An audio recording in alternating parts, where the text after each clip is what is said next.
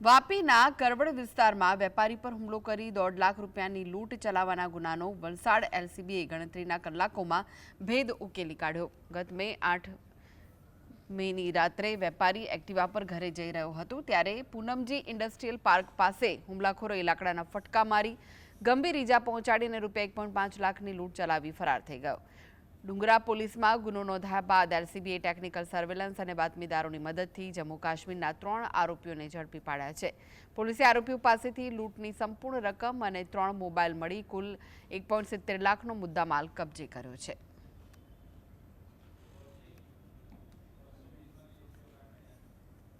ફરિયાદીના ગોડાઉનમાં મજૂર તરીકે કામ કરતા હતા, માલ લોડિંગ અનલોડિંગનું કામ કરતા હતા। ફરિયાદી જે છે એ વિમલ પાન મસાલાનું ગોડાઉન ધરાવે છે અને દિવસ દરમિયાન એના ત્યાં ઘણા બધા લોકો પાન મસાલા ખરીદ કરવા માટે આવે એ રોકડ રકમ ફરિયાદી પાસે આવતી હોય છે। આ બાબતની જાણ આરોપીઓને ખબર હતી અને મોટી રકમ ફરિયાદી પાસે આવતી હોય જેથી આરોપીઓએ આ ફરિયાદી પાસેથી આ રકમ લૂંટ કરવાનો પ્લાન બનાવેલો।